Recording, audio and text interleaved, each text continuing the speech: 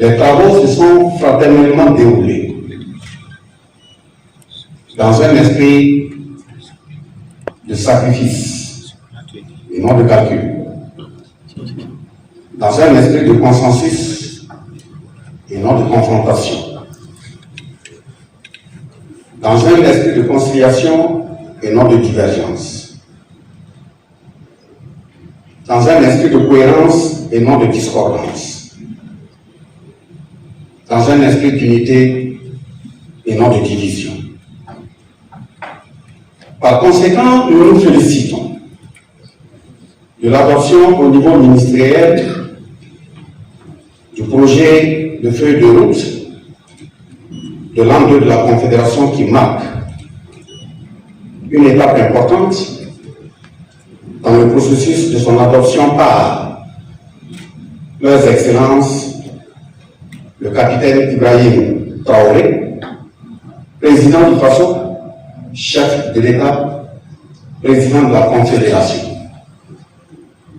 le général d'armée Assimi Goïta, président de la transition, chef de l'État de la République du Mali, le général d'armée Abdourahmane Tiani, président de la République du Niger, chef de l'État, dont la vision éclairée constitue la boussole de notre action.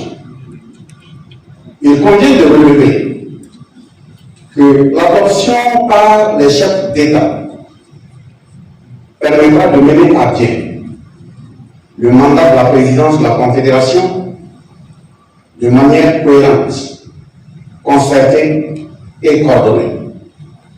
Pour terminer, je souhaite une bonne suite de mois de carême pour nos frères et sœurs musulmans et chrétiens. À l'endroit de notre cher frère, représentant de l'Union africaine, du Mali et du Sahel, nous tenons à saluer sa présence. Présence que nous concevons ou apercevons comme marque de sa disponibilité fraternelle à défendre vivement l'AES partout où il sera. Et que les instances qui suspendent nos pays, on puisse enlever rapidement leur nom, parce qu'il y a d'autres pays plutôt qu'il faut suspendre. Je souhaite également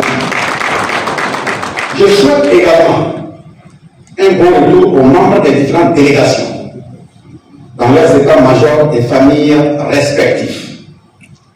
Que Dieu et nos ancêtres nous assistent. Sur ce, je déclare, et au nom de M. le ministre d'État, ministre de la Guerre et de la Défense patriotique, chef de délégation gouvernementale de Burkina Faso, je déclare clos les travaux de la réunion des ministres chargés des 3 piliers de la Confédération. AES, c'est un espace, un peuple et un destin. Je vous remercie.